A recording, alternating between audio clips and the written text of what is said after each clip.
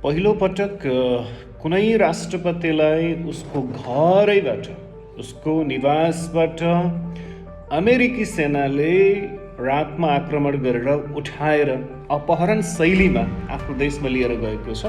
तपाईँले समाचारमा सुनिसक्नु भएको होला, भेनेजुएलाको राष्ट्रपति निकोलास मदुरोलाई अमेरिकी सेनाले हिजो रातमा आक्रमण गरेर घरैबाट, उनको निवासबाट नै उनको श्रीमती सहित उठाएर अमेरिकामा लिएर गएको छ।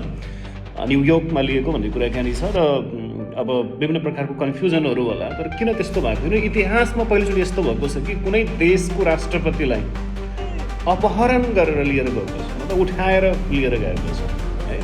र यसको पछाडि चाहिँ लामो समयदेखि अमेरिकाले त्यहाँ भेनेजुएलाको वरपर आफ्नो सेनाहरू खटाइराखेको थियो, आफ्नो विभिन्न प्रकारको सैन्य अखाडाहरू तयार गरिराखेको थियो र युद्ध हुने प्रकारको सम्भावना थियो र 2026को सुरुवातमा 3 तारिकमै आक्रमण गरेर यो घटना घटेको छ।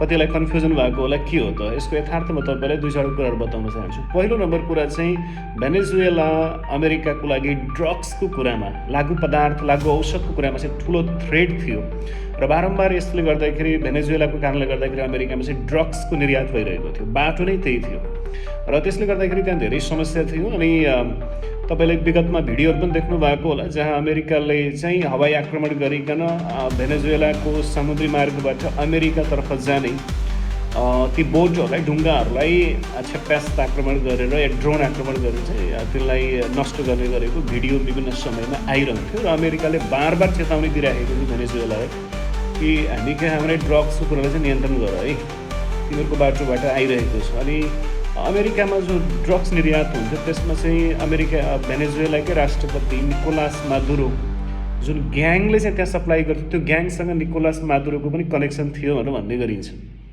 पहिलो कारण चाहिँ यो रहेको छ। दोस्रो कारण चाहिँ त्यहाँको जो निकोलास मादुरोको सरकार छ त्यो चाहिँ अवैध सरकार थियो भनेर भनिन्छ।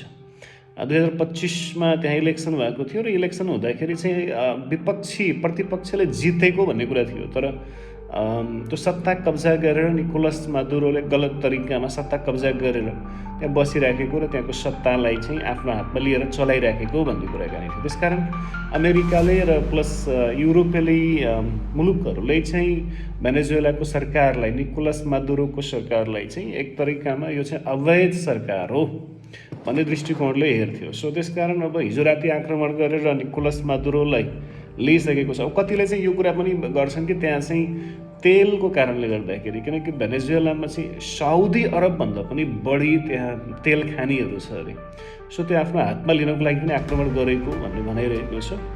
अब यो भूपरिवेष्टित राजनीति जब हामी हेर्छौँ कतिपल्ट देखिएको जस्तो हुँदैन, भित्र चाहिँ कारण विभिन्न हुन्छन्।